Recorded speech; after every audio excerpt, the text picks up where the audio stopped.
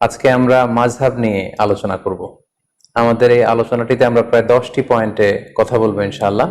আমরা শুরুতেই বলবো মাযহাব কি, তারপর শুনবো মাযহাব একাধিক হওয়ার কারণ কি, তারপর মাযহাবের প্রয়োজনীয়তা, মাযহাবের উৎপত্তি ও ক্রমবিকাশ, সেই হিসাবে 4টি বিখ্যাত যে মাযহাব হানাফি মাযহাব, মালিকি মাযহাব, শাফি মাযহাব এবং হাম্বলি মাযহাব কি করে প্রতিষ্ঠিত হলো সে ব্যাপারে আমরা শুনবো, এবং সবশেষে এই মাযহাবের 4 ইমামের মাঝে সম্পর্ক কেমন ছিল এবং 4 ইমামের উদারতা, এবং একেবারে শেষে মাযহাব নিয়ে আমাদের সমাজে প্রচলিত সমাজে যে বাড়াবাড়ি চলছে সেগুলোর ব্যাপারে আমরা কথা শুনবো ইনশাআল্লাহ। তো শুরুতে আমরা জানবার চেষ্টা করব যে মাযহাব কি। আমরা জানি যে মাযহাব এটা হচ্ছে আরবি শব্দ। এই মাযহাব শব্দের অর্থ হচ্ছে পথ বা মত কিংবা অভিমত, অর্থাৎ ইমামদের গবেষণালব্ধ যে মতামত বা অভিমত, এটাকে আরবিতে মাযহাব বলা হয়। ইংরেজিতে যেটাকে বলে স্কুল অফ থট। সংক্ষেপে বলা যায় যে যে পথের গন্তব্য কোরআন এবং সুন্নাহ সেটাই হচ্ছে মাযহাব। অনেক সময় এমন হয় যে কোরআন এবং সুন্নাতে যে বিধিবিধানগুলো দেয়া হয়েছে সেগুলো সরাসরি হয়তো আমাদের বুঝে আসে না, কিংবা মানাটাও আমাদের জন্য কষ্ট হয়ে যায়। সেক্ষেত্রে এটাকে বুঝবার জন্য, এটাকে সহজভাবে আমল করবার জন্য আমাদেরকে মাযহাবের থ্রুতে, মাযহাবের যে মতামত সেটার থ্রুতে যদি আমরা আমল করি সেটা আমাদের জন্য আমল করা অনেক সহজ হয়ে ওঠে। তাহলে আমরা বলতে পারি যে মাযহাব কোরআন সুন্নাহ বিরোধী কিছু নয়, বরং কোরআন এবং সুন্নায় যে বিধানগুলো রয়েছে এগুলোকে একটা ইন অর্ডারে, একটা সুবিন্যস্ত ধারাতে নিয়ে আসার চেষ্টা করা হয়েছে এই মাযহাবে।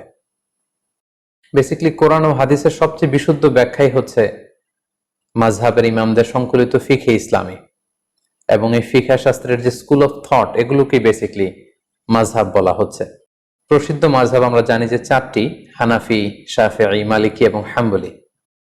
আমরা জানি যে কোরআন সুন্নাতে বিক্ষিপ্তভাবে অনেক কিছু উল্লেখ করা হয়েছে এবং মাযহাবে সেটাকে সুশৃঙ্খলভাবে আমাদের সামনে উপস্থাপন করা হয়েছে। যেমন ধরুন, নামাজে ফরজ কয়টি বা নামাজের ওয়াজিব কয়টি, এ ব্যাপারে কিন্তু আপনি পুরো কোরআন চষে বা হাদিস ঘেটে আপনি বের করতে পারবেন না যে এতটি, মোট এতটি সালাতের ফরজ, এতটি হচ্ছে সালাতের ওয়াজিব। এইভাবে কোরআন সুন্নায় কোথাও উল্লেখ করা নেই। বেসিক্যালি মাযহাবের ইমামগণ নিরলস প্রচেষ্টা করে, অনেক গবেষণা করে বেসিক্যালি এই প্রশ্নের উত্তরগুলো খোঁজার চেষ্টা করেছেন, এবং তারা হাজার হাজার মাসআলা ইস্তেমবাদ করেছেন, যেটা আমাদের ইসলামী বিধিবিধানকে বুঝা এবং সহজভাবে মানা, এটা আমাদের জন্য সহজ করে দিয়েছে। তাহলে আমরা এক কথায় বলতে পারি কোরআন সুন্নাহর সহজ এবং সার নির্যাসী হচ্ছে বেসিক্যালি মাযহাব। এবার আমরা জানার চেষ্টা করব মাযহাব একাধিক হওয়ার কারণ কি। যেহেতু শুরুতে আমরা বলেছি মাযহাব মানে মতামত বা অভিমত, সো প্রত্যেকের মতামত একরকম হবে এটা আসলে লজিক্যাল না, এটা যৌক্তিকও নয়। এক একজনের চিন্তা এক এক রকম, বুঝ একরকম, মতের ভিন্নতা বা বুঝের ভিন্নতা বা চিন্তার ভিন্নতা is very common and very human. এটা মানুষের মাঝে থাকবেই, এটাই মানুষের সহজাত। এই কারণে একাধিক মতামত কোরআন সুন্নাহর বিষয়ে আমরা পাচ্ছি। পাশাপাশি রাসূল সাল্লাল্লাহু আলাইহি ওয়াসাল্লামের পক্ষ থেকেও একটি আমলের ব্যাপারে একাধিক কোন একটি বিষয় একাধিক আমলও প্রমাণিত হয়েছে, ফলে একাধিক মতামত এখানে গড়ে উঠেছে। যেমন ধরুন, সালাতে কখনো কখনো রাসূল সাল্লাল্লাহু আলাইহি ওয়াসাল্লাম বুকের উপরে তিনি হাত বেঁধেছেন, কখনো নিচে হাত বেঁধেছেন, কখনো নাভির সাথে মিলিয়ে হাত বেঁধেছেন, কখনো নাভি সংলগ্ন নিচে হাত বেঁধেছেন।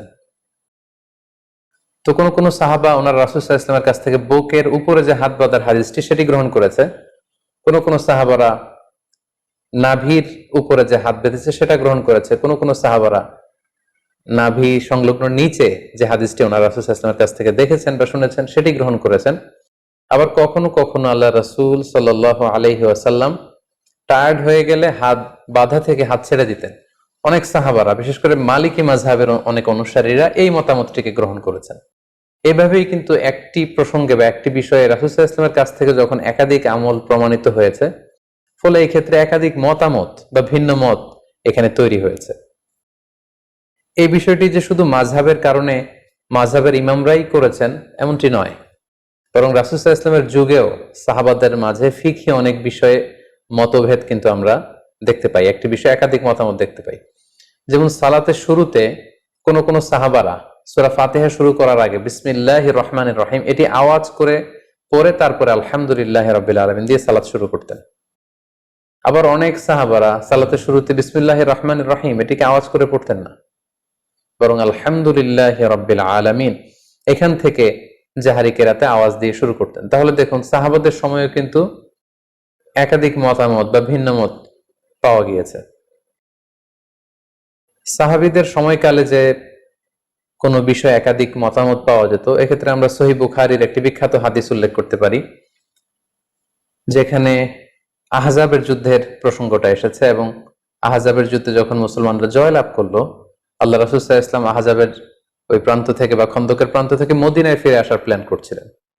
জিবরাইল আলাইহিস সালাম এসে বললেন, ইয়া রাসূলুল্লাহ, আপনারা তলোয়ার নামিয়ে ফেলেছেন, আমরা তো নামাইনি।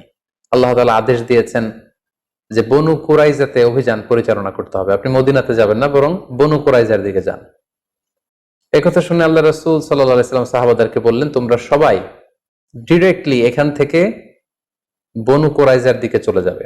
ভাষ্যটি ছিল এমন, লা ইউসাল্লিয়ান্না আহাদুন আল আসরা ইল্লা ফি বানি কুরাইজা, মানে তোমরা কেউই কিন্তু পথিমধ্যে আসর পড়বে না, বরং বনি কুরাইজায় পৌঁছে তারপরে আসরের সালাত পড়বে। আল্লাহ রাসূল সাল্লাল্লাহু আলাইহি ওয়াসাল্লামের কমান্ডের সাথে সাথে সবাই, বনু কুরাইজা হচ্ছে মদিনা থেকে বেশ দূরে, ইহুদিদের একটা দুর্গ ছিল, সেখানে ইহুদি কমিউনিটি সেখানে থাকতো।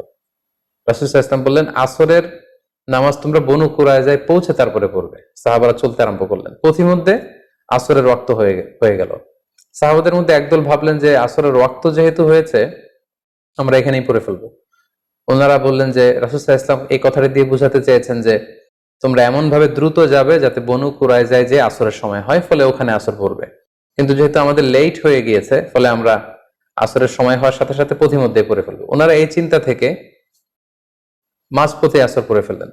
আর কিছু কিছু সাহাবারা বললেন, না, রাসূল সাল্লাল্লাহু আলাইহি ওয়াসাল্লাম যে কমান্ড আমাদেরকে করেছেন সেটা হচ্ছে বনু কুরাইজায় না পৌঁছে আসরের সালাত পড়া যাবে না, এটা যত দেরি হোক, যদি আসরের নামাজ কাজাও হয়ে যায়, ফাউতো হয়ে যায়, আমরা প্রতিমধ্যে পড়তে পারবো না, কারণ রাসূল সাল্লাল্লাহু আলাইহি ওয়াসাল্লাম বনু কুরাইজায় পৌঁছার পরে, ওখানে অ্যারাইভ করার পরে আমাদেরকে সালাত পড়তে বলেছেন। ওনারা বাকিদের সাথে মাঝপথে সালাত না পড়ে বনু কুরাইজায় চলে গেলেন এবং তারা বনু কুরাইজাতে পৌঁছে তারপরে সালাত পড়লেন। তাহলে দেখেন, আল্লাহ রাসূল সাল্লাল্লাহু আলাইহি ওয়াসাল্লামের এক নির্দেশনা, একটি কমান্ড থেকে সাহাবাদের মধ্যে এক গ্রুপ একভাবে বিষয়টি বুঝলো, আরেক গ্রুপ ঠিক তার উল্টোটি 180 ডিগ্রি অ্যাঙ্গেল বিপরীতে যেয়ে তারা বুঝলো।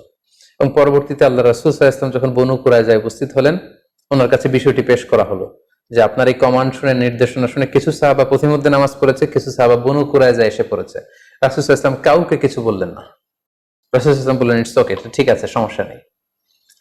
তো এই দুইটি মতামতের মধ্যে কোনোটা যদি ভুল হতো, তাহলে রাসূল সাল্লাল্লাহু আলাইহি ওয়াসাল্লাম চুপ করে বসে থাকতেন না। কারণ নবীদের বৈশিষ্ট্য হচ্ছে তারা যদি কোথাও ভুলভাল কিছু দেখতে পান, শরীয়ত বিরোধী কিছু দেখতে পান, ওনারা এটাকে শুধরে দেন। রাসূল সাল্লাল্লাহু আলাইহি ওয়াসাল্লাম কিছুই বললেন না, তার মানে বোঝা গেল দুটিই ঠিক ছিল। কোন একটি বিষয়ে একাধিক জিনিস যে হক হতে পারে, বনু কুরাইজার এই ঘটনাটাই তার প্রমাণ বহন করে। অর্থাৎ সব বিষয়ে হক কেবলমাত্র একটি, এটা নাও হতে পারে। কখনো কখনো একাধিক বিষয়ে হক হতে পারে। যেমন আপনি যদি বুকের উপরে হাত বাঁধেন, আপনার এটা বলার সুযোগ নেই যে যারা নাভির নিচে হাত বাঁধে তাদের সালাত হচ্ছে না, তারা বাতিল, এটা বলার সুযোগ নেই। আবার যারা নাভির নিচে সালাতে হাত বাঁধছেন, তারা আপনারা কখনোই বলতে পারবেন না যে যারা বুকের উপরে বাঁধে তাদের সালাত হচ্ছে না, এটা বাতিল না।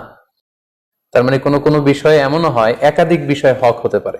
যেমন সালাতের বুকে হাত বাঁধার ক্ষেত্রে বুকের উপরের এটাও ঠিক আছে, মাঝখানেও ঠিক আছে, নাভি সংলগ্ন নিচেও ঠিক আছে, প্রয়োজনে কারো যদি কষ্ট হয় হাত যদি সে ছেড়ে দেয় সেটাও ঠিক আছে।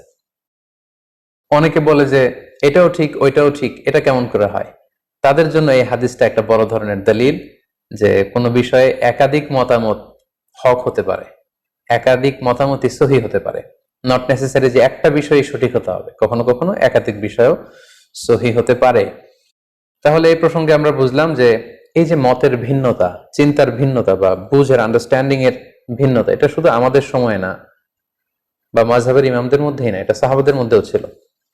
আরেকটি মজার বিষয় এখানে উল্লেখ করা যেতে পারে। আমরা জানি যে আল্লাহ রাসূল সাল্লাল্লাহু আলাইহি ওয়াসাল্লাম মেরাজে গিয়েছিলেন, সশরীরে ওনার মেরাজ হয়েছিল। এই মেরাজে গিয়ে তিনি সরাসরি আল্লাহ তাআলাকে দেখেছেন নাকি দেখেননি, এই বিষয়ে সাহাবাদের মধ্যে দুইটা দল ছিল। যেমন আল্লাহ রাসূল সাল্লাল্লাহু আলাইহি ওয়াসাল্লামের প্রিয়তম স্ত্রী আম্মা জান আয়েশা রাদিয়াল্লাহু তাআলা আনহা, উনি মনে করতেন যে মেরাজে যে রাসূল সাল্লাল্লাহু আলাইহি ওয়াসাল্লাম আল্লাহ তাআলাকে সরাসরি দেখেননি। আবু হুরায়রা রাদিয়াল্লাহু তাআলা আনহু এই মতামত গ্রহণ করেছেন।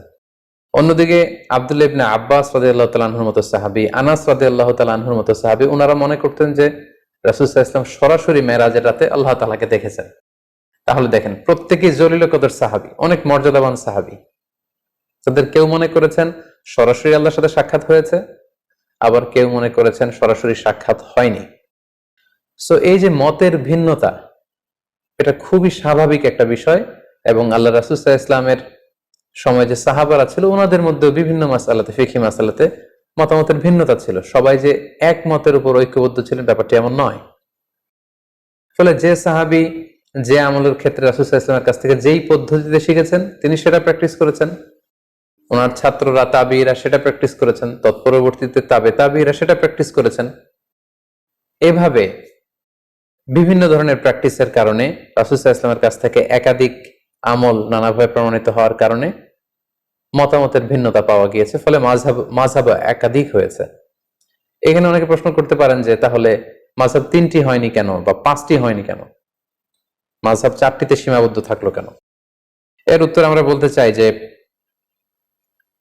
4 মাযহাবের যে 4জন ইমাম, ওনাদের যে উসুল বা কওয়ায়েদ, ওনাদের যে মাযহাবের রুলস এন্ড রেগুলেশন, এগুলো যতটা সুবিন্যস্তভাবে গ্রন্থাকারে সংরক্ষিত হয়েছে, অন্যান্য কোনো ইমামের মতামতগুলো এরকম সুবিন্যস্তভাবে গ্রন্থাকারে সংরক্ষিত হয়নি। ওনারা ছাড়াও আরো অনেক বড় বড় ইমাম ছিলেন, ওনাদেরও মাযহাব ছিল, কিন্তু ওই সমস্ত ইমামদের অনুসারী গড়ে ওঠেনি, ফলোয়ার গড়ে ওঠেনি, যেমনটি 4 মাযহাবের 4জন বড় ইমামের ক্ষেত্রে গড়ে উঠেছে। ফলে ওনাদের এই 4 জনের মাযহাব গোটা বিশ্বব্যাপী সমাদৃত হয়েছে। বাকি ইমামদের যে মাযহাব, সেগুলো পৃথিবীতে আর টিকে থাকেনি। এজন্যই একাধিক মাযহাব পৃথিবীতে প্রচলিত হয়েছে এবং সেটি 4টি মাযহাবে সীমাবদ্ধ রয়েছে। সম্মানিত শুধু এ পর্যায়ে আমরা জানবো মাযহাবের প্রয়োজনীয়তা কি, আর সরাসরি কোরআন সুন্নাহ থেকে আমল করলে সমস্যা কোথায়, মাযহাব ছাড়া যদি কোরআন মানি হাদিস মানি সমস্যা কোথায়, এই প্রশ্ন অনেকে করে থাকেন।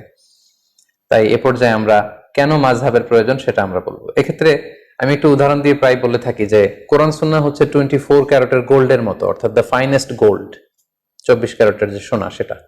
আর মাযহাব হচ্ছে খাদের মতো। আমরা জানি যে 24 ক্যারেটের ফাইনেস্ট গোল্ড দিয়ে জুয়েলারি বানানো যায় না, অলংকার বানানো যায় না। আপনি যদি 24 ক্যারেটের স্বর্ণ দিয়ে অলংকার বানিয়ে দেহে পড়তে চান, তাহলে সেখানে খাদ মিশাতে হবে। অর্থাৎ সরাসরি কোরআন সুন্নাহর বিষয়গুলো অনেকের পক্ষে বুঝা, আমল করা, এটা তার জন্য সহজ নাও হতে পারে। সেক্ষেত্রে তার জন্য মাযহাবের প্রয়োজন, যেটা হচ্ছে খাদ। এই খাদটা আমাদের উদ্দেশ্য না, উদ্দেশ্য হচ্ছে কোরআন সুন্নাহ, উদ্দেশ্য হচ্ছে গোল্ড। কিন্তু ওই গোল্ড যদি আমাদেরকে অর্নামেন্টস বানিয়ে কিংবা জুয়েলারি বানিয়ে আমরা যদি গলায় পড়তে চাই, আমরা যদি ব্যবহার করতে চাই, তাহলে সেখানে খাদ মেশাতে হবে। অনুরূপভাবে কোরআন সুন্নাহকে সহজভাবে বুঝতে হলে সেখানে মাযহাবের প্রয়োজন হবে। অনেকে বলে থাকেন যে আমি কোনো মাযহাব মানি না, বরং আমি লা মাযহাবী, অর্থাৎ কোনো মাযহাবকে আমি গ্রহণ করি না। যারা কোনো মাযহাব মানেন না বলেন, তারা যেটার উপর আমল করেন সেটাও কোনো না কোনো মাযহাবের সাথে মিলে যায়। মাযহাবের বাইরে যে আসলে কোরআন সুন্নাহকে মানা সম্ভব না।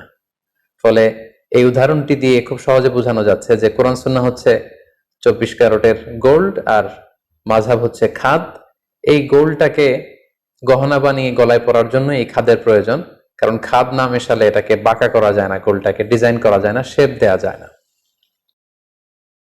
পাশাপাশি অনেকে মনে করে থাকেন যে মাযহাবের কারণে ইসলাম বিভক্ত হয়ে গিয়েছে।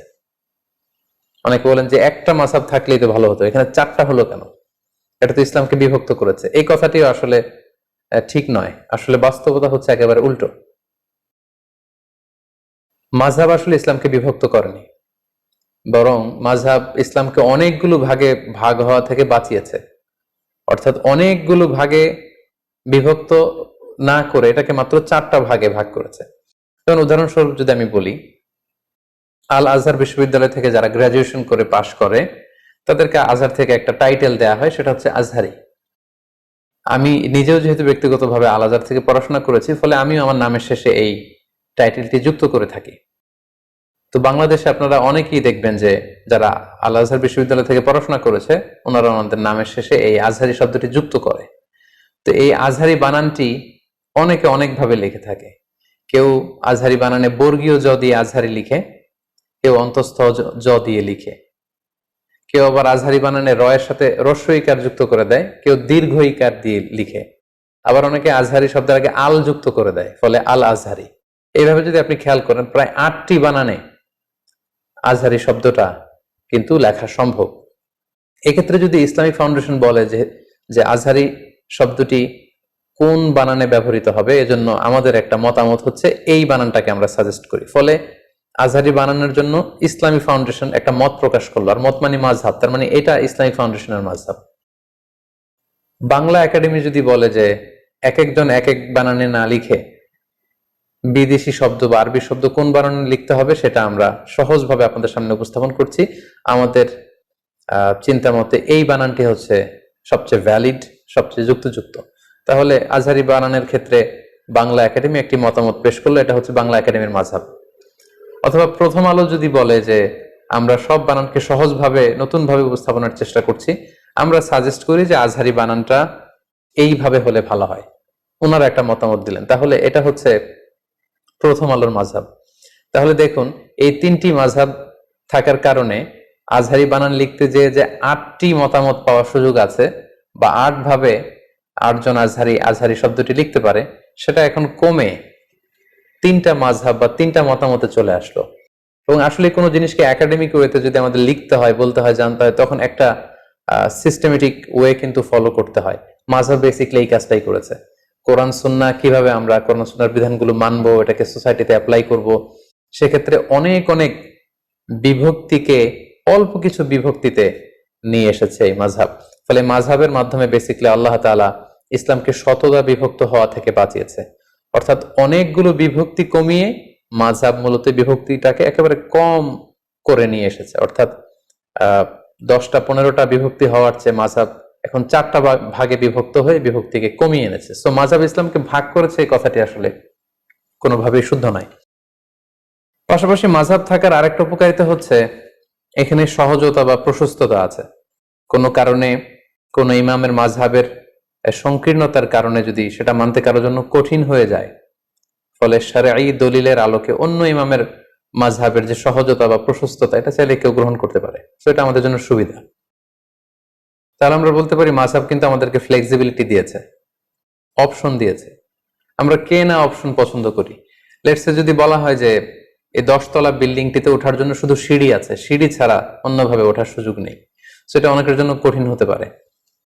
কিন্তু যদি বলা হয় এই 10 তলা বিল্ডিং এর একেবারে 10ম তলায় ওঠার জন্য সিঁড়ির ব্যবস্থাপনাও থাকবে, আবার এক পাশে লিফট থাকবে, আবার আরেক পাশে এসকেলেটরও থাকবে, সো 3টা অপশন দিলে কিন্তু আমাদের জন্য সুবিধা। যিনি সিঁড়ি বেয়ে উঠতে পারবে তিনি সিঁড়ি বেয়ে উঠলো, যার হয়তো পায়ে ব্যথা সমস্যা তিনি লিফটে চড়ে উঠলো, অথবা কেউ যদি এসকেলেটর ইউজ করতে চায় তাহলে তিনি এসকেলেটর দিয়ে উঠলেন। তার মানে মাযহাবের এই একাধিক অপশন বা ফ্লেক্সিবিলিটি থাকার কারণে এটা ইসলামকে বুঝা মানা আমাদের জন্য আরো সহজ করে দিয়েছে।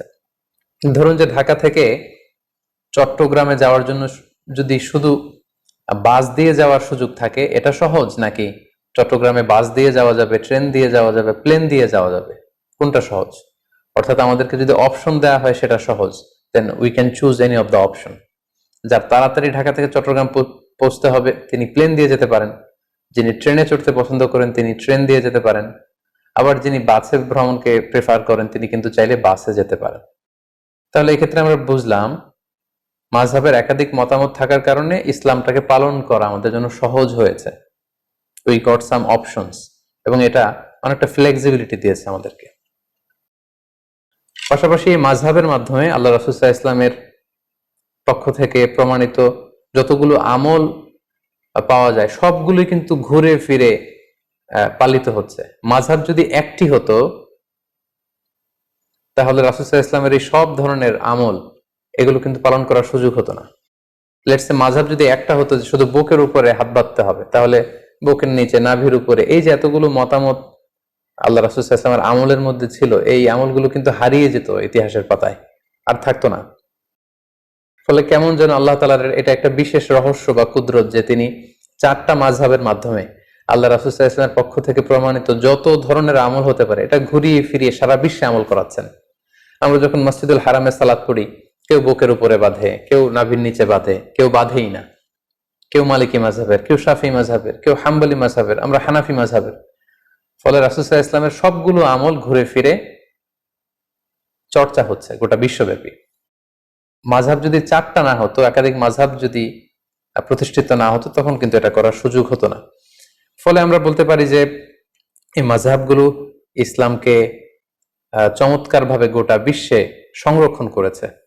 তাই মাযহাবের কোনো আমল নিয়ে একে অপরকে কিন্তু ঠাট্টা বিদ্রূপ করা উচিত না। কারণ রাসূল সাল্লাল্লাহু আলাইহি ওয়াসাল্লামের কোনো না কোনো পদ্ধতি বা বর্ণনা কোনো না কোনো মাযহাব গ্রহণ করেছে। ফলে আমি যদি কোনো মাযহাবকে নিয়ে ঠাট্টা করি, তাহলে এটা কেমন যেন রাসূল সাল্লাল্লাহু আলাইহি ওয়াসাল্লাম থেকে প্রমাণিত কোনো আমলকেই ঠাট্টা করলাম। আমরা বাংলাদেশে প্রায় দেখি যে আমরা নিচে হাত বাঁধি, তো যে উপরে হাত বাঁধে এটাকে বিভিন্ন মাহফিলে বা বিভিন্ন আলোচনায় ব্যঙ্গ করে দেখানো হয়। আমরা হানাফি মাযহাবে রুকুতে ওঠার সময়, সেজদা যাওয়ার সময় এরকম হাত উঠানো, যেটাকে রাফউল ইয়াদাইন বলে, এটা আমরা করি না। কিন্তু যারা করে অনেক সময় তাদেরকে এরকম ঠাট্টা করা হয়।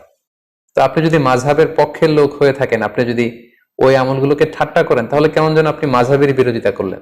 কারণ আপনার মাযহাবে হয়তো এই আমলটি নেই, কিন্তু অন্য মাযহাবে কিন্তু অত্যন্ত ভাব গাম্ভীর্যতার সাথে, অত্যন্ত আবেগের সাথে রাসূল সাল্লাল্লাহু আলাইহি ওয়াসাল্লামের এই আমলটি পালন করা হচ্ছে। সো মাযহাবের কোনো আমলকে, আল্লাহ রাসূল সাল্লাল্লাহু আলাইহি ওয়াসাল্লাম থেকে প্রমাণিত কোনো আমলকে যদি আপনি ঠাট্টা করেন, অন্য কোনো মাযহাবকে যদি আমরা ঠাট্টা করি, তাহলে এটা কেমন যেন রাসূল সাল্লাল্লাহু আলাইহি ওয়াসাল্লামের আমল নিয়ে ঠাট্টা করার শামিল, যেটা অনেক বড় ধরনের একটি কবিরা গুনাহ। সো আমরা সহজে বলতে পারি যে চার মাযহাব হলো চারটি নৌকার মতো। দৈনন্দিন জীবনে দিনের সাগর পাড়ি দিয়ে আল্লাহ পাকের সন্তুষ্টির বন্দরে ভিড়ার জন্য আমরা চারটি নৌকা দিয়ে বন্দরে ভিড়ার চেষ্টা করছি। তো সেক্ষেত্রে আমরা চার নৌকার আরোহীরা যদি একে অন্যের সাথে পারস্পরিক ধাক্কাধাক্কি বা ঠুকোঠুকিতে লিপ্ত হই, তাহলে হয়তো আমাদের সাগরে পরে হাবুডুবু খেতে হবে। আল্লাহ সন্তুষ্টির বন্দরে হয়তো ভিড়া আমাদের জন্য কঠিন হয়ে যাবে। মাযহাব নিয়ে একে অপরের প্রতি অশ্রদ্ধা, সহিংসতা কিংবা বিতর্ক বা সংঘাতের ব্যাপারটি ঠিক এমনই। সো আমরা বলতে পারি যে মাযহাব ইসলাম পালনকে আমাদের কাছে আরো সহজ করে তুলেছে। এরপর যে আমরা মাযহাবের উৎপত্তি বা ক্রম বিকাশ নিয়ে আলোচনা করবো ইনশাআল্লাহ। আমরা জানি যে প্রসিদ্ধ মাযহাব হচ্ছে চারটি: হানাফি, মালিকি, শাফিঈ এবং হাম্বলি। সর্বপ্রথম যে মাযহাবটি প্রতিষ্ঠা লাভ করেছে সেটি হচ্ছে হানাফি মাযহাব, এবং সেটি ইরাকে প্রতিষ্ঠা লাভ করেছে। আমরা জানি যে উমরে ফারুক রাদিয়াল্লাহু তাআলা আনহু যখন মুসলিম বিশ্বের খলিফা, তখন 16 হিজরিতে তিনি ইরাক জয় করেন।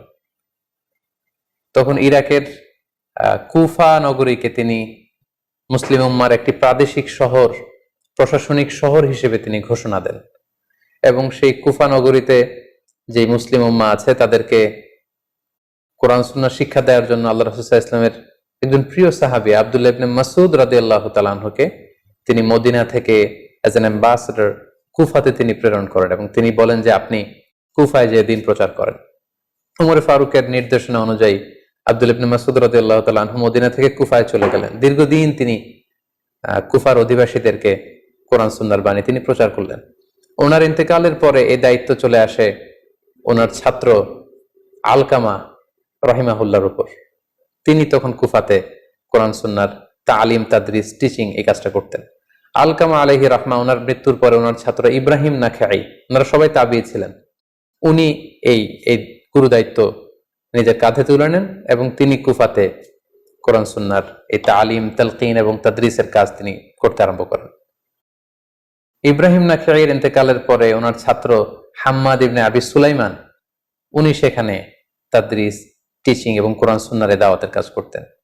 হাম্মাদ ইবনে আবি সুলাইমান 120 হিজরিতে ইন্তেকাল করেন, এবং ওনার ইন্তেকালের পরে ওনার সবচাইতে যোগ্য ছাত্র ইমাম আবু হানিফা আলাইহি রাহমা 120 হিজরিতে কুফা নগরীতে ইসলাম প্রচারের দায়িত্ব ইমাম আবু হানিফার কাঁধে চলে আসে। উনি অত্যন্ত মেধাবী একজন মানুষ ছিলেন। 120 হিজরিতে যখন ইমাম আবু হানিফার কাছে এই দায়িত্ব চলে আসে, উনি বেসিক্যালি 80 হিজরিতে জন্মগ্রহণ করেন। ফলে 120 হিজরিতে ওনার বয়স তখন দাঁড়ায় 40 বছর। অর্থাৎ 40 বছর বয়সে তিনি কুফা নগরীর ইসলাম প্রচারের যে গুরু দায়ভার, এটা তিনি নিজের কাঁধে তুলে নেন, এবং তিনি দায়িত্ব পেয়ে কিছু যুগান্তকারী সিদ্ধান্ত তখন তিনি নিয়েছিলেন। এবং আপনারা জানেন তখন ইসলাম খুব বেশি স্প্রেড হচ্ছিল, দলে দলে মুসলমানরা, লোকজন কালিমা পড়ে মুসলমান হচ্ছিল, এবং নতুন নতুন অনেক ইস্যু, নতুন নতুন অনেক কন্টেম্পোরারি মাসআলা তখন আসছিল, যেটি আগে ছিল না। তখন ইমাম আল আযম আবু হানিফা রাহিমাহুল্লাহ ওনার মেধাবী ছাত্রদেরকে নিয়ে 40 জনের একটা প্যানেল করেন, একটা ফিক একাডেমি করেন, এবং যত নতুন মাসালা আসতো উনি ছাত্রদের মাঝে মাসালাটাকে ছেড়ে দিতেন। ছাত্ররা অনেক ধরনের ডিসকাশন করে আর্গুমেন্ট দিয়ে একটা পর্যায়ে যখন এটার উত্তরে পৌঁছতেন, তখন এই উত্তরটা ইমামে আজম আবু হানিফার কাছে দেয়া হতো। পরে ফাইনালি সবার কথা শুনে উনি ওইটার উপর জাজমেন্ট দিতেন, লিগ্যাল অপিনিয়ন দিতেন, সলিউশন দিতেন। এবং উনি কিভাবে সলিউশন দিচ্ছেন, কিভাবে কোরআন সুন্নাহ থেকে মাসআলাগুলো ইস্তেমবাদ করছেন, এগুলো ওনার ছাত্র মোহাম্মদ ইবনুল হাসান আশ-শাইবানী, আবু ইউসুফ রাহিমাহুল্লাহ, ইমাম জুফার, ওনারা এগুলো লিপিবদ্ধ করতে আরম্ভ করলেন। কোন রুলস এন্ড রেগুলেশন, কোন উসুল, কোন মেথড এবং কাওয়ায়েদের ভিত্তিতে উনি কোরআন সুন্নাহ থেকে এই মাসালাগুলো ইস্তেমবাদ করেন, এগুলো যখন লিপিবদ্ধ করা হলো, তখন এই ওনার এই প্রক্রিয়া, কোরআন সুন্নাহ থেকে মাসালা ইস্তেমবাদ করার প্রক্রিয়ায় বিধিবিধানগুলো মানুষের মাঝে খুব বেশি সমাদৃত হতে শুরু করলো। এবং এই কর্মযজ্ঞের মধ্য দিয়ে বেসিকলি উনি হানাফি মাযহাবের প্রতিষ্ঠা করেন। ঠিক একই সময়ে ওই সময় মদিনাতে আরেকটি মাযহাবের প্রতিষ্ঠা ঘটে, যেটি ইমাম মালিক রাহিমাহুল্লাহর নেতৃত্বে গঠিত হয়। তাহলে আমরা বলতে পারি যে ইমাম আবু হানিফা এবং ইমাম মালিক ওনারা সমসাময়িক সময়ের ছিলেন। 93 হিজরিতে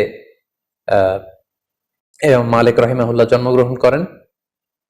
ফলে মদিনা কেন্দ্রিক উনি আব্দুল্লাহ ইবনে আব্বাস, আম্মা জান আয়েশা রাদিয়াল্লাহু তাআলা আনহু, আব্দুল্লাহ ইবনে উমর, ওনারা যেই ইলম বা ফিক প্রচার করেছেন, সেটা সাঈদ ইবনে মুসাইয়েবের থ্রুতে, নাফে মাওলা ইবনে উমর ওনার থ্রুতে ইমাম মালিক সেগুলো কালেক্ট করেন, এবং তিনি একটি সহিহ হাদিসের গ্রন্থ লিখেন মদিনাতে, যেটাকে মুয়াত্তা মালিক বলে পরিচিত। আমরা জানি যে বর্তমানে কালামে পাকের পরে, অর্থাৎ কোরআনুল কারীমের পরে সবচেয়ে সহিহ গ্রন্থ বলা হয় সহিহ বুখারীকে, অর্থাৎ বুখারী শরীফকে। কিন্তু ইমাম বুখারী লেখার আগে যে গ্রন্থটাকে কোরআনের পরে সবচেয়ে বেশি সহিহ হিসেবে ধরা হতো, সেটা হচ্ছে ইমাম মালিকের লেখা মুয়াত্তা ইবনে মালিককে। উনি মসজিদে নববীতে বসে সেখানে দার্স দিতেন, এবং উনারও অনেক ছাত্র, শাগরিদ, অনুসারী, ফলোয়ার মদিনা কেন্দ্রিক গড়ে ওঠে। এবং উনি যে রুলস এন্ড রেগুলেশনের আওতায় কোরআন সুন্নাহর মাসালাগুলো ইস্তেমবাদ করতেন, সেটার আলোকে উনি একটি মাযহাব প্রতিষ্ঠা করেন, সেটাকে বলা হয় মালিকি মাযহাব, যেটাকে মাদ্রাসাতু আহলিল হাদিস বলে, আর ইমাম আবু হানিফার মাযহাবকে বেসিক্যালি মাদ্রাসাতু আহলির রায় বলে। তাহলে সংক্ষেপে যদি আমরা এভাবে বলি যে ইমাম আবু হানিফা এবং ইমাম মালিক ওনারা সমসাময়িক ছিলেন। ইমাম আবু হানিফা ইরাক কেন্দ্রিক ইবনু মাসউদ রাদিয়াল্লাহু তাআলা আনহুর যেই জ্ঞান ওনার ছাত্রদের থ্রুতে ওনার হাতে এসেছে, সেটার উপর বেস করে ইরাকে তিনি হানাফি মাযহাব প্রতিষ্ঠা করেন। একই সময়ে মদিনাতে ইমাম মালিক রাহিমাহুল্লাহ উনি মালিকি মাযহাব প্রতিষ্ঠা করেন। তাহলে এইভাবে বেসিক্যালি হানাফি মাযহাব এবং মালিকি মাযহাবের সূচনা বা গোড়াপত্তন হয়েছে। ইমাম মালিকের পরে ইমাম মালিকের ছাত্র ইমাম শাফিঈ, যে বছর ইমাম আবু হানিফা ইন্তেকাল করেন 150 হিজরিতে, ঠিক সেই বছর ইমাম শাফিঈ জন্মগ্রহণ করেন। তিনি জন্মগ্রহণ করেন ফিলিস্তিনের গাজাতে। সেখান থেকে ওনার মা ওনাকে মক্কায় নিয়ে আসেন। মক্কা থেকে মদিনাতে ইমাম মালিকের কাছে তিনি পড়াশোনা করেন। পরবর্তীতে বাগদাদে ইমাম আবু হানিফার ছাত্র মোহাম্মদ ইবনুল হাসান আশ-শাইবানীর কাছে পড়াশোনা করেন। এভাবে তিনিও অনেক বড় একজন স্কলার হয়ে ওঠেন। তিনি হানাফি মাযহাবের দ্বারা প্রভাবিত হয়ে প্রথমত বাগদাদে তিনি জ্ঞান চর্চা এবং জ্ঞান বিতরণ করেন। পরবর্তীতে তিনি যখন মিশরে চলে যান, সেখানে যে তিনি যত মাসআলা ইমাম আবু হানিফা কিভাবে বলেছেন এবং ওনার সরাসরি শিক্ষক ইমাম মালিক কিভাবে বলেছেন, এগুলোকে থরলি ইনভেস্টিগেট করে উনি নিজে আবার একটি মাযহাব প্রতিষ্ঠা করেন কিছু রুলস এন্ড রেগুলেশনের আওতায়। ফলে 3 নম্বর মাযহাবের গোড়াপত্তন হলো ইমাম শাফির মাযহাব, যেটা মিশরে। ওনার কবরও মিশরে অবস্থিত। আমি নিজেও ইমাম শাফির কবর জিয়ারত করেছি মিশরে। আর ইমাম আবু হানিফার কবর হচ্ছে কুফাতে, আর ইমাম মালিক রাহিমাহুল্লাহর কবর হচ্ছে মাকবারাতুল বাকিয়া, অর্থাৎ মসজিদে নববীর পাশে যে কবরস্থান, সেখানে ওনাকে দাফন করা হয়েছে। তাহলে আমরা পেলাম যে শুরুতে ইরাক কেন্দ্রিক হানাফি মাযহাবের গোড়াপত্তন হলো, মদিনা কেন্দ্রিক মালিকি মাযহাবের গোড়াপত্তন হলো, এবং মিশর কেন্দ্রিক ইমাম শাফি মাযহাবের গোড়াপত্তন হলো। সর্বশেষে যে 4 নম্বর মাযহাবটি আছে, সেটি হচ্ছে ইমাম আহমদ ইবনে হাম্বলের মাযহাব। উনি অনেক বড় একজন ইমাম ছিলেন। উনি ইমাম শাফির সরাসরি ছাত্র ছিলেন, এবং তিনি মুসনাদে আহমদ ইবনে হাম্বল নামে একটি হাদিসের গ্রন্থ রচনা করেছেন, যেটি হাদিসের একক গ্রন্থ হিসেবে সবচাইতে বড় হাদিসের কালেকশন। উনি বাগদাদে জন্মগ্রহণ করেছিলেন, ইমাম শাফিঈর সরাসরি ছাত্র। সর্বশেষে উনি আগের তিনটি মাযহাবকে গবেষণা করে এবং নতুন ভাবে ওনার গবেষণার যে রুলস এন্ড রেগুলেশন সেগুলোর আলোকে উনি সর্বশেষ লেটেস্ট মাযহাবকে প্রতিষ্ঠা করলেন, সেটাকে হাম্বলি মাযহাব বলা হয়। এইভাবেই বেসিকলি মাযহাবের গোড়াপত্তন হয়। প্রথমে ইমাম আবু হানিফা হচ্ছেন এটার পায়োনিয়ার, তারপর ইমাম মালিকের নেতৃত্বে মালিকি মাযহাব, ইমাম শাফিঈর নেতৃত্বে শাফিঈ মাযহাব এবং সর্বশেষে ইমাম আহমদ ইবনে হাম্বলের নেতৃত্বে হাম্বলি মাযহাবের গোড়াপত্তন হয়।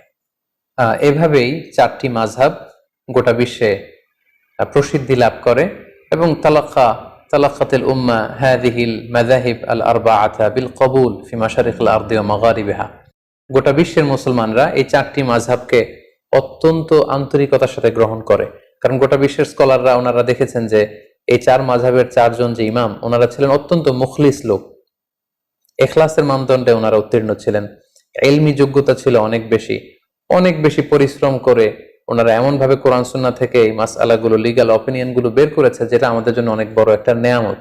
এবং এই ওনাদের এই কাজের মধ্য দিয়ে গোটা বিশ্বের মুসলিম উম্মার হৃদয়ে মণিকোঠায় ওনারা স্থান করে নিয়েছে।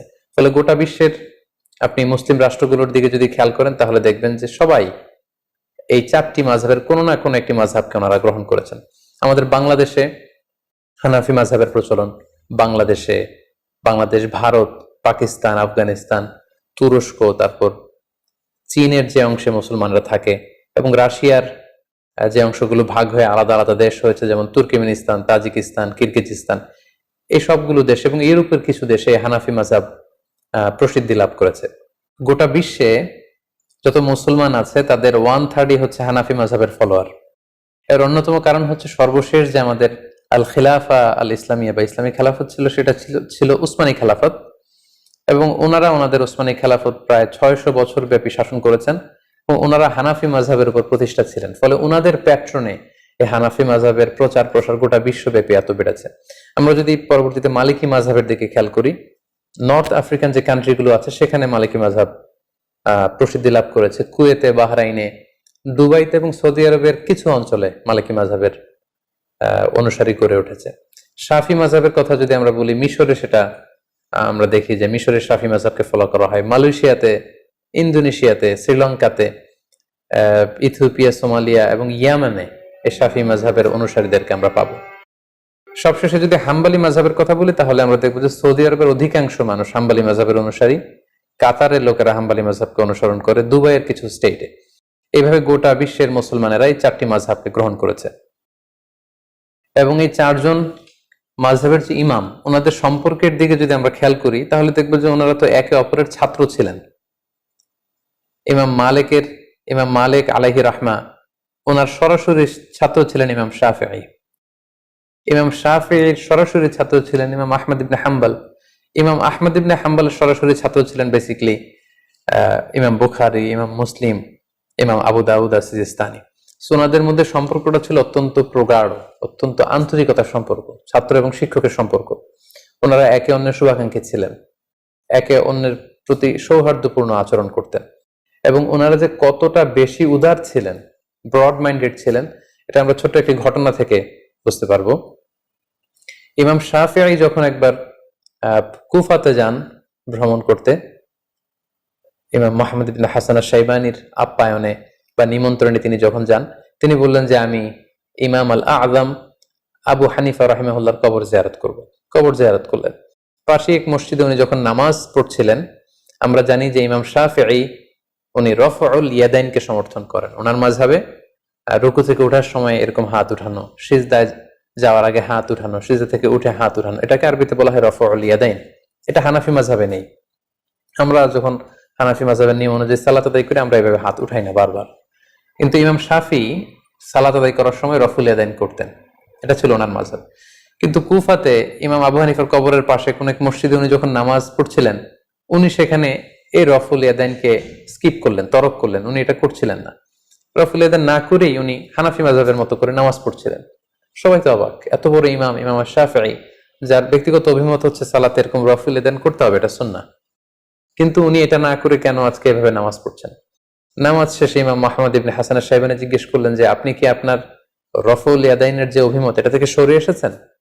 আপনি কি ইমাম আজম আবু হানিফার যে মতামত ওই মতামতে চলে এসেছেন? উনি বললেন না, আমি আমার মতামত থেকে সরে আসিনি, আমার মতামত আগে যেটা ছিল সেটাই আছে। আমি ইহতিরামান লি আবি হানিফা, ইমাম আবু হানিফাকে সম্মান দেখানোর জন্য, যেহেতু পাশেই ওনার কবর, আমি ওনার এলাকা ভিজিট করতে এসেছি, তাই সম্মানার্থে আমার মতামতকে আমি এখানে স্কিপ করে ওনার মতামত অনুযায়ী সালাত আদায় করেছি। আল্লাহু আকবার কাবীরা। তার মানে কতটা উদার মানসিকতার ওনারা ছিলেন।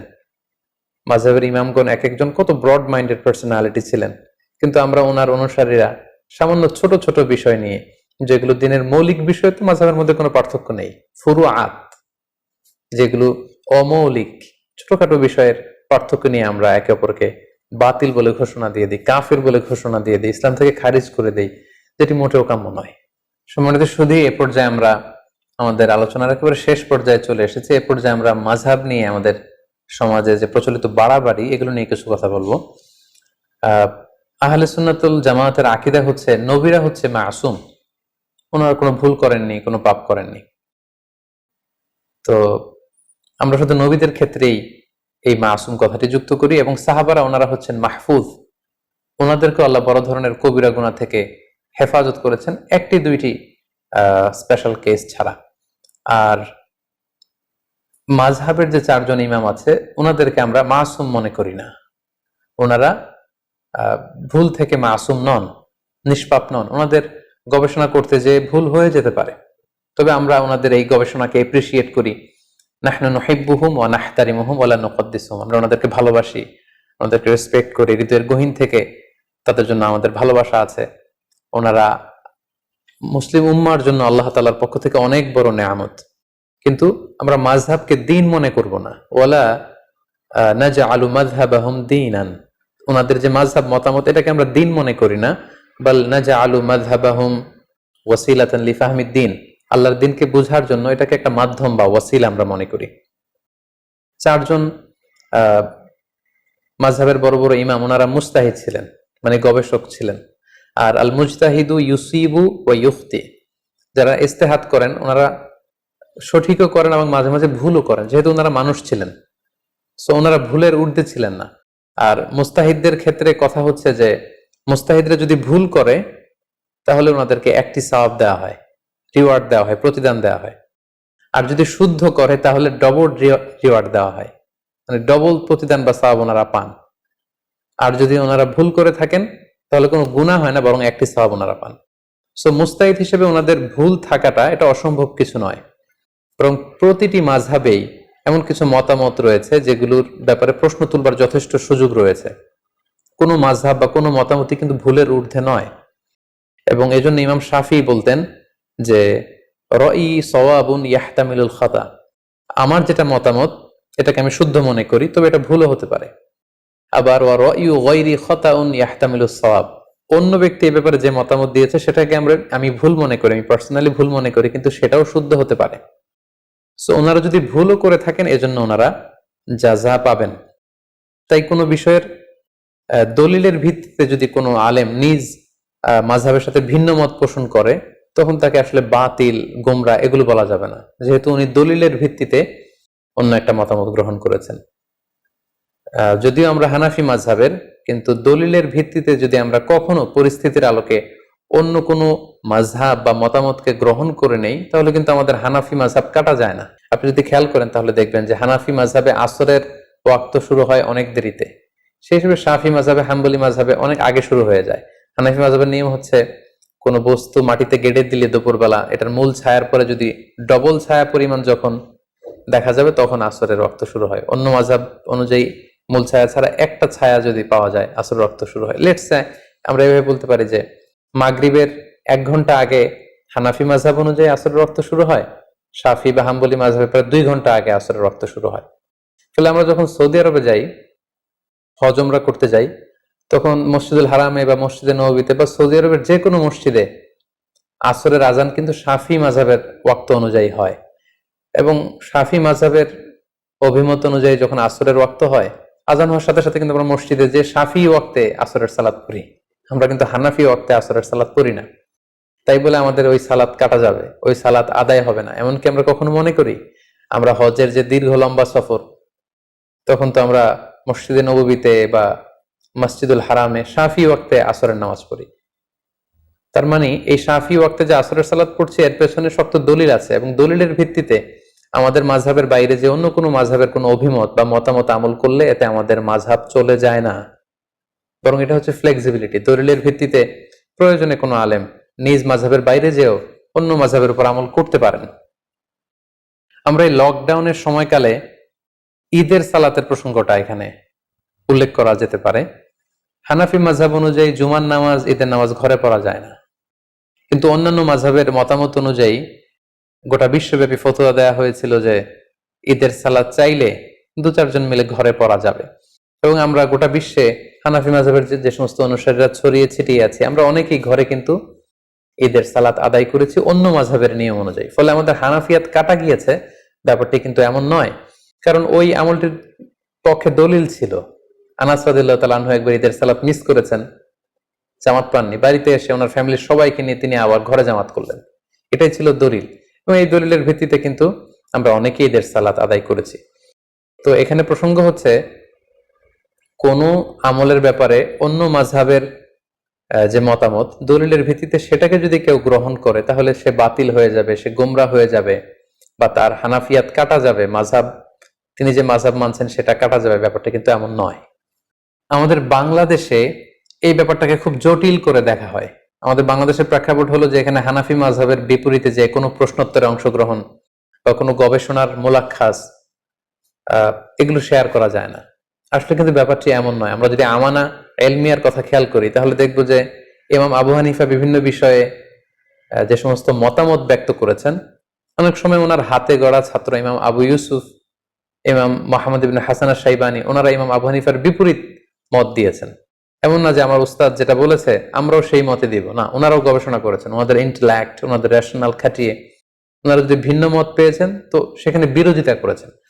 সো এই ক্ষেত্রে আমাদের হাম্বল সাজেশন হচ্ছে আমরা নিঃসন্দেহে মাযহাবকে গ্রহণ করব, ধারণ করব, এবং কোরআন সুন্নাহকে সহজভাবে বুঝার এবং মানার জন্য মাযহাব এটা আল্লাহর পক্ষ থেকে একটি রহমত। কিন্তু এই মাযহাব নিয়ে যেন আমরা কখনো বাড়াবাড়ি না করি, বরং কোরআন সুন্নাহকে সহজভাবে মানার ক্ষেত্রে এই মাযহাবকে যেন আমরা সহায়িকা হিসেবে গ্রহণ করতে পারি। আল্লাহ তাআলা আমাদের সবাইকে কথাগুলো বুঝার ও আমল করার তৌফিক দান করুক। হাযা মা ইনদি ওয়াল ইলমু ইনদাল্লাহ আলাইহি তাওয়াক্কালতু ওয়া ইলাইহি উনীব। ওয়াসসালামু আলাইকুম ওয়া রাহমাতুল্লাহি ওয়া বারাকাতুহু।